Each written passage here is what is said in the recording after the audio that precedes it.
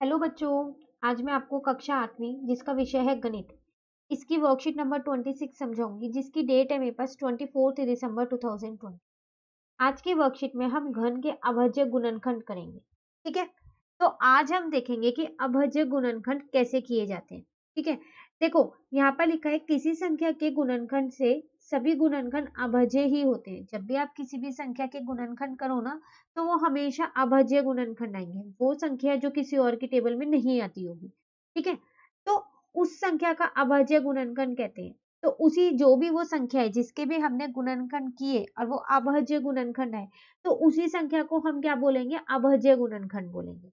जैसे आपको यहाँ पर 500 के करके दिखाए, तो देखो 2 इंटू 2 इंटू 5 इंटू 5 इंटू 5 आया है ना। 2 भी अभाज्य और 5 भी अभाज्य है, तो ये रहे वो अभाज्य गुणनखंड। ठीक है, अब यहाँ पर देखो दो दोस्त हैं, चिंटू और पिंटू। ये दोनों दोस्त ना आपस में बात कर रहे हैं, दोनों ही 8वीं क्लास के हैं ये। ठीक है, एक जो ये गणित क्लब है, इसमें ये दोनों इसके सदस्य हैं। अब शनिवार को इस दिन गणित क्लब में इन्होंने क्या किया, क्रियाकलाप होने वाला होगा, उसमें इन्होंने भाग लिया। तो ये उसके बारे में चर्चा करते हैं। तो चिंटू क्या बोलता है, क्या आपको एक बात पता है? पिंटू कहता है क्या? ऐसी बहुत सारी संख्याएं हैं जिनका अभाज्य गुणनखंड करने पर एक ही जैसे 3 अभाज्य संख्याएं मिलती हैं। तो चिंटू पिंटू को बोलता है कि पता है ऐसी बहुत सारी संख्याएं हैं जिनका हम अभाज्य गुणनखंड करें ना, तो एक ही जैसी संख्याएं आती है 3 बार। जैसे कि उसने एक उदाहरण देके बता दिया उसको 8। अगर आप 8 के अभाज्य गुणनखंड करो तो क्या आने वाला है आपके पास? तो 2 आने वाला है 3 बार। तो देखो वो भी तो यही कह रहा है कि एक ही संख्या आएगी 3 बार। ठीक है, जैसे 8 का अभाज्य गुणनखंड ये है, इसमें 8 का अभाज्य गुणनखंड में 2 3 बार आता है। 2 आ रहा है, कितनी बार? 3 बार आ रहा है। तो चिंटू कहता है कि हाँ, इन संख्याओं को हम घन संख्या कहते हैं। तो जब भी आप किसी भी संख्या का गुणनखंड करो, अभाज्य गुणनखंड, और उसमें जो संख्या आई है, ठीक है, अभाज्य संख्या जो आई है वो 3 बार आई है, तो हम उसको क्या बोलेंगे? घन संख्या कहते हैं। ठीक है, तो क्या ये आवश्यक है कि किसी संख्या के अभाज्य गुणनखंड के बाद एक ही प्रकार की संख्या है, मतलब 2 ही 2 आएगा या फिर 3 3 आएगा? नहीं, ऐसा कुछ नहीं है। फिर उसने क्या किया, 216 के गुणनखंड बताए। तो देखो 3 बार तो 2 आ गया और 3 बार 3 आ गया, तो ये भी मेरी पूर्ण घन संख्या है। ऐसा कुछ नहीं है कि एक ही संख्या 3 बार आए, नहीं, दो एक जैसी संख्या भी 3 बार आ सकती है। ठीक है, तो अब इसी के उस पे उन्होंने हमको बोला कि संख्याओं का अभाज्य गुणनखंड निकालें। तो इन संख्याओं का अभाज्य गुणनखंड हमको निकालना है।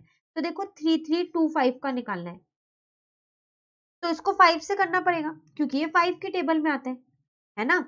इसके लिए आपको ये पता होना चाहिए कि कौन सा नंबर कौन सी टेबल में आता है। तो उसके लिए एक डिविजिबिलिटी रूल होते हैं।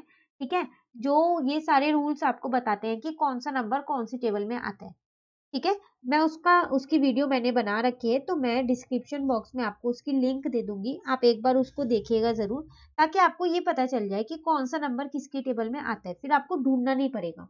ठीक है ना, चलिए अब आगे करते हैं। तो यहाँ पर 5 से किया तो 133। अब ये 7 की टेबल में आता है 19 पर, 19 1 जा 19।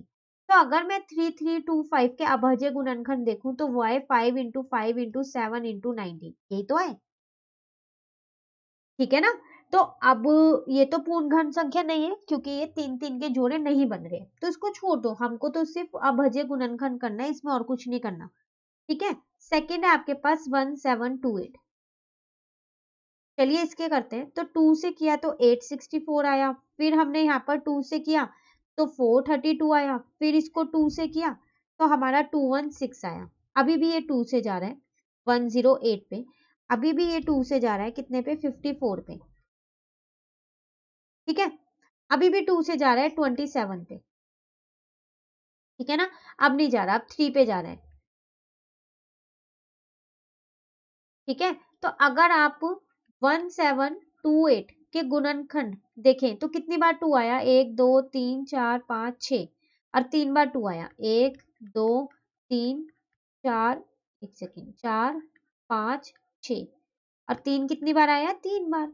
बस आपको यही निकालना था। ठीक है, थर्ड वाले में देखते हैं। 27 के निकालने हैं, तो 3 9 जा, 3 3 जा और 3 1 जा। तो 27 तो बहुत छोटा सा था, तो इसके गुणनखंड भी जल्दी से आ गए। ठीक है, लास्ट रह गए आपके पास कितना है 1000। चलिए इसके भी देख लेते हैं। तो 2 से करते हैं पहले, तो 500 आएगा, फिर 2 से किया तो कितना आएगा 250, फिर 2 से करते हैं हम इसको तो 125 आएगा। ठीक है, अब इसको 5 से करते हैं तो कितना आएगा 25, तो 5 5 जा और 5 1 जा। ठीक है ना, तो 1000 के गुणनखंड कौन कौन से आ गए, 3 बार तो 2 आ गया और 3 ही बार 5 आ गया। बस इसमें हमको यही करना था। ठीक है, तो यहाँ आपने ये देखा कि अगर 3 3 के उनके जोड़े बन रहे हैं तो वो क्या बन जाएंगे, पूर्ण घन संख्या बन जाएंगे, नहीं तो नहीं होंगे। तो उनमें से पूर्ण घन संख्या अगर मैं देखूं तो पहले वाला मेरा नहीं है। ठीक है, दूसरे वाले में ये 3 के बन रहे हैं, ये 3 के बन रहे हैं, ये 3 के बन रहे हैं, तो दूसरे वाला है। वैसे मुझे ऐसे बताना नहीं है, मैं सिर्फ आपको समझाने के लिए बता रही हूँ। तीसरे वाला भी है, ठीक है, और चौथे वाला भी है, सिर्फ पहले वाला नहीं है। ठीक है, अब अगर ये जोड़े ना बने तो क्या करना है, तो चलिए वो भी देख लेते हैं।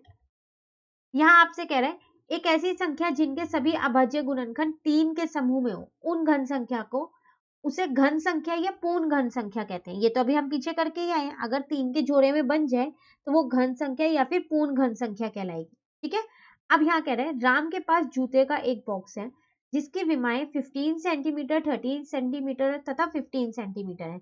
वह इस प्रकार के बक्सों का उपयोग करके एक घन बनाना चाहते हैं। अब वो इसी तरीके के बक्सों का यूज करके क्या बनाएगा, एक घन। घन बनाने के लिए कितने बक्सों की न्यूनतम संख्या की आवश्यकता होगी, तो आपको ये बताना है कि वो जो घन वो बनाएगा उसके लिए उसको कितने बक्सों की जरूरत होगी। तो हमने पता है क्या किया, पहले इसका आयतन निकाल लिया, जो एक बक्से की हमारे को ये विमाएं दे रखी है इससे। तो 15 के गुणनखंड किए तो 3 5 आया, 30 का किया तो 2 इंटू 3 इंटू 5 आया, 15 का किया तो 3 इंटू 5 आया। तो अगर आप ध्यान से देखो तो 3 का समूह किस किस का बन रहा है, तो एक बार 3 यहाँ है, एक बार यहाँ है, एक बार यहाँ है, तो इनका तो जोड़ा बन जाएगा ये ना। उसी तरीके से एक 5 यहाँ है, एक 5 यहाँ है, एक 5 यहाँ है, इसका भी जोड़ा बन गया। अकेला रह गया तो बेचारा ये 2। तो अगर इसमें 2 बार 2 और मैं मल्टीप्लाई कर दूं तो फिर इसका भी जोड़ा बन जाएगा ना। तो इस प्रकार हम देखते हैं कि अभाज्य गुणनखंड करने पर 2 केवल एक ही बार आया, ये 2 जो है ये एक ही बार आया।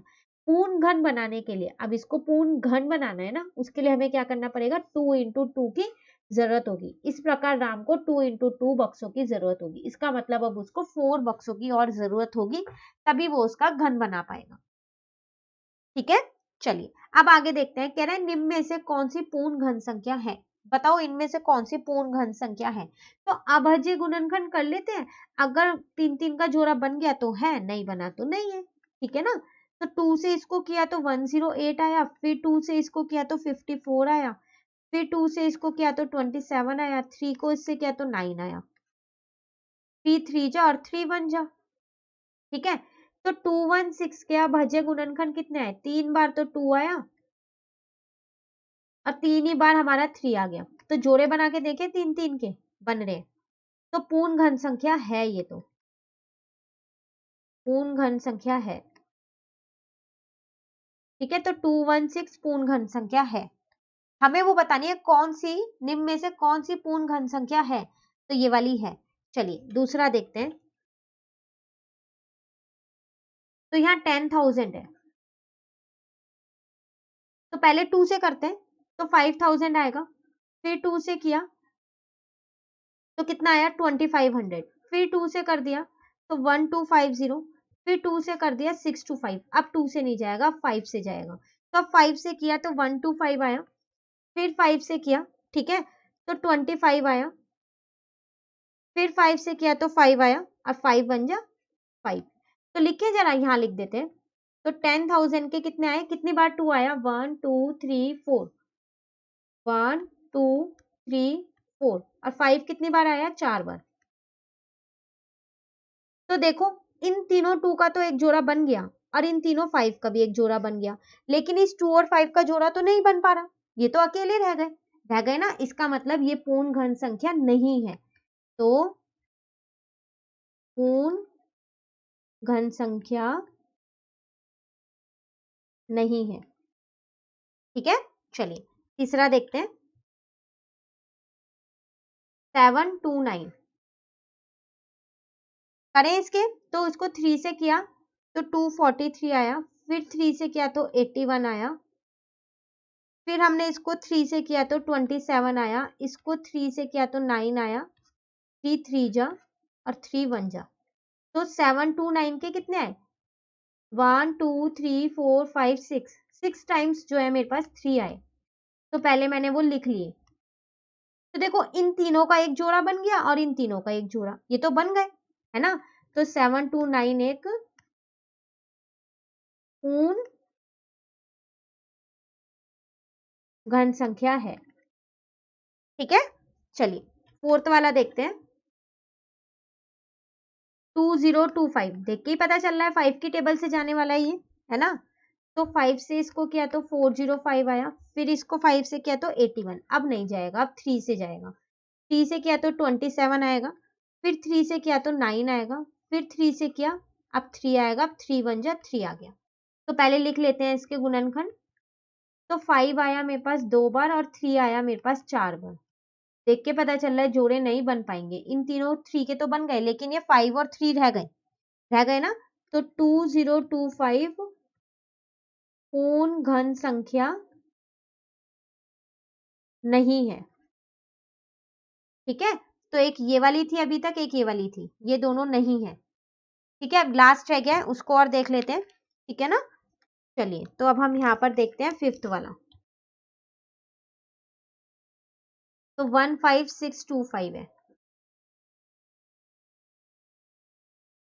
5 से ही करते हैं। तो 5 से किया तो 3125 आएगा, फिर 5 से किया तो 625 आएगा, फिर 5 से किया तो 125, 5 से किया तो 25, 5 5 जा और 5 1 जा। ठीक है, तो लिखते हैं यहाँ पर, चलो 15625। तो कितनी बार 5 आया, 1 2 3 4 5 6 टाइम्स आया। ठीक है, तो देखो इन तीनों का एक जोड़ा बन गया और इन तीनों का एक जोड़ा बन गया, तो इसका मतलब 15625 एक पूर्ण घन संख्या है। जब जोड़े बन जाए तो है, नहीं तो वो नहीं है। ठीक है, तो ये 3 है और ये 2 नहीं है। ठीक है, चलिए लास्ट क्वेश्चन देखते हैं। तो लास्ट क्वेश्चन में आपसे यहां कह रहा है, वह छोटी से छोटी संख्या ज्ञात करें जिससे इन संख्याओं को गुना करने पर यह पूर्ण घन संख्या बन जाए। देखो अब छोटी संख्या आपको बतानी है यहाँ पर, ठीक है, ताकि जब आप उसको इससे गुना करो ना तो ये पूर्ण घन संख्या बन जाए। इसका मतलब ये पूर्ण घन संख्या नहीं है, ये तो आपको सीधा सीधा कह रहे हैं नहीं है ना। तो अब क्या, कौन सी संख्या कैसे निकालेंगे। तो पहले हमने क्या किया, 2 4 3 के गुणनखंड कर लिए। करने के बाद मैंने यहाँ पर देखा इन तीनों 3 का तो एक जोड़ा बन गया, बेचारे ये दोनों 3 रह गए ना। अगर इसके साथ मैं एक 3 और जोड़ दूं तो फिर इसका भी जोड़ा बन जाएगा ना। तो इसका मतलब वो छोटी संख्या कौन सी है जो मुझे चाहिए, वो है 3, क्योंकि यहाँ पर एक 3 और एक 3 की कमी है। तो मैंने यहाँ लिख दिया, अभाज्य गुणनखंड करने पर 3 2 बार ही आया, जो ये वाला 3 है जिसका जोड़ा नहीं बना। तो पूर्ण घन संख्या बनाने के लिए एक 3 की जरूरत होगी, तो छोटी संख्या क्या होगी, 3 होगी। तो छोटी संख्या 3 है, जिससे मैं इसको गुना करूंगी तो ये क्या बन जाएगा, पूर्ण घन संख्या बन जाएगा। ठीक है, उसी तरीके से फिर मैंने यहाँ पर 72 के निकाले। जब आप 72 के क्या करोगे, यहाँ पर गुणनखंड निकालोगे तो सेम वही, 2 का तो जोड़ा बन गया लेकिन 3 रह गया, 2 ही बार आया, एक बार रह गया। तो अगर एक बार और 3 होता तो ये पूर्ण घन संख्या बन जाती। इसका मतलब मुझे एक 3 ही तो चाहिए। तो अभाज्य गुणनखंड करने पर 3 2 बार ही आया है, पूर्ण घन संख्या बनाने के लिए 3 की जरूरत होगी, अतः छोटी संख्या 3 होगी। तो इसका मतलब एक 3 और चाहिए ना, जो आपको चाहिए ना वो यहाँ पर वो छोटी संख्या है।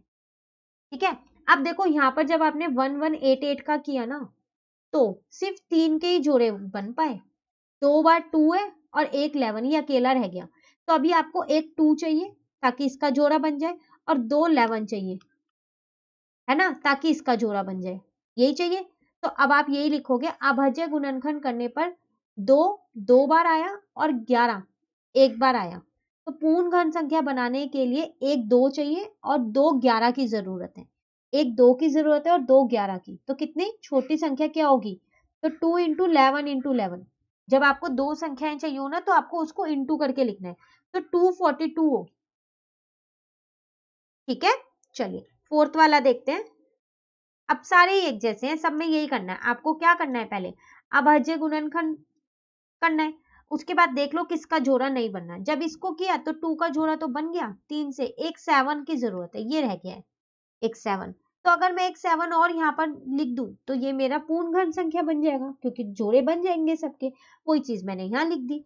अभाज्य गुणनखंड करने पर 7 दो बार ही आया है, पूर्ण घन संख्या बनाने के लिए 7 की जरूरत होगी, तो छोटी संख्या 7 होगी। ठीक है, लास्ट वाला भी यही है, 128 के किए।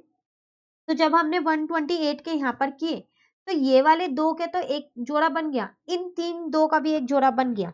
रह कौन सा गया, ये वाला एक दो रह गया। अब एक दो रह गया है, तो जोड़ा बनाने के लिए मुझे कितने दो और चाहिए, दो और चाहिए, है ना। 2 बार 2 और मल्टीप्लाई करूंगी तभी तो इसका जोड़ा बन पाएगा। ठीक है ना। तो अभाज्य गुणनखंड करने पर 2 एक बार ही आया है। पूर्ण घन संख्या, यहाँ पर ये आ जाएगी मात्रा, लगा देना आप। ठीक है, मैं इसको रेड पेन से लगा देती हूँ, एक मिनट को।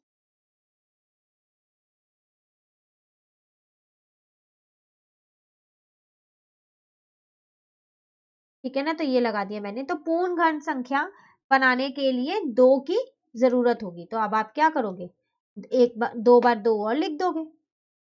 ठीक है ना। तो ये सारे क्वेश्चन ही आपके पास एक जैसे हैं। ठीक है, तो छोटी संख्या आपके पास क्या आ गई, 2 इंटू 2, क्योंकि अब आपको दो 2 की जरूरत है, तो इसका मतलब 4 की जरूरत पड़ेगी। ठीक है, तो ये था आपके पास नेक्स्ट क्वेश्चन नंबर 2, जिसमें आपको 5 पार्ट्स थे वो करने थे। ठीक है, इसी के साथ ये वर्कशीट नंबर 26 खत्म होती है। अब वर्कशीट नंबर 27 जो है वो हम अपनी नेक्स्ट वीडियो में करेंगे। तो अगर आपको ये वीडियो अच्छी लगी तो आप इसे लाइक जरूर कीजिएगा और मेरे चैनल को सब्सक्राइब कीजिएगा। Thank you.